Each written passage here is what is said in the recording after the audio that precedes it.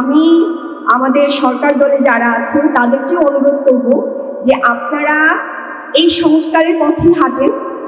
যেই পথে হাঁটছেন এই পথটা আসলে জনগণ পছন্দ করছেন না, এবং জনগণ পুরনো রাজনীতিতে এই যে দলীয়করণের রাজনীতি, চাঁদাবাজি, ঘুষ, দুর্নীতি, টেন্ডারবাজি, এই রাজনীতিতে আর ফিরে যেতে চাচ্ছে না। আমরা সংস্কারের রাজনীতিতে চাই, আমরা একটা গুড গভর্নেন্স দেখতে চাই। এই গুড গভর্নেন্স আমরা আপনাদের লড়াইয়ে বা গভর্নমেন্ট গুড গভর্নেন্স তৈরির লড়াইয়ে আমরা বিরোধী দল যারা আছে তারাও পাশে থাকতে চাই। পাশাপাশি এই যে সুশীল সমাজ যারা আছে তারা অবশ্যই সাপোর্ট দিবেন, এবং তারা বলে গেলেন।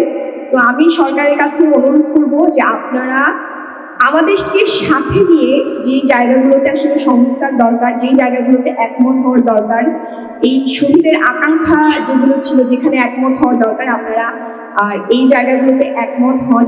আমরা আপনাদের এই সংস্কারের ক্ষেত্রে আমরা আপনাদের পাশে আছি, থাকবো ইনশাল্লাহ।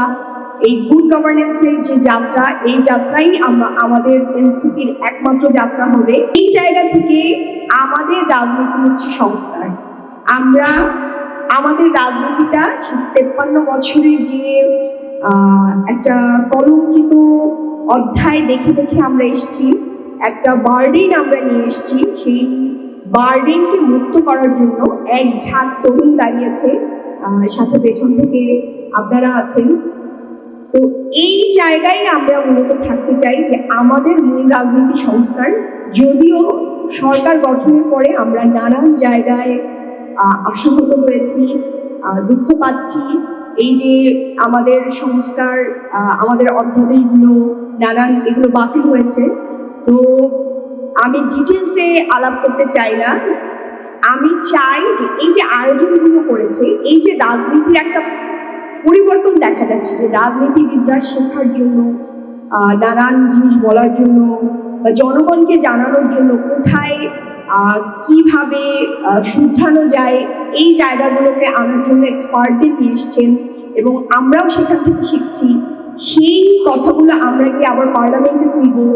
এই যে রাজনীতির একটা পরিবর্তন এসছে, এই যে সংস্কার নিয়ে এনসিপি দাঁড়িয়েছে। শপথ গ্রহণ আজকে রাত 9টায়।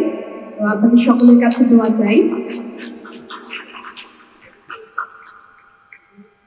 সময় খুব অল্প, যার কারণে আমি খুবই অল্প সময়ে এবং বলা যায় যে ধন্যবাদ জ্ঞাপনের মাধ্যমেই শেষ করব।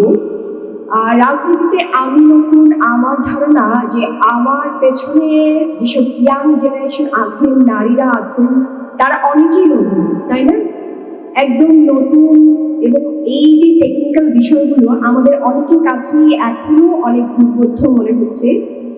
এগুলো নিয়ে আমাদের ওইভাবে এখনো পড়াশোনাও শুরু হয়নি, যদিও আমি একটু একটু করে চেষ্টা করছি।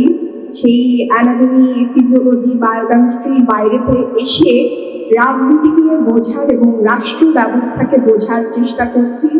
এবং স্যার বললেন যে হাসনাত আবদুল্লাহ ছিল না, কিন্তু আমি শিওর যে হাসনাত আবদুল্লাহ ঠিকই এই ভিডিওগুলো দেখে দিবেন, এবং তার নিজের স্বার্থী এবং পড়াশোনার স্বার্থী, আমি শিওর এটা।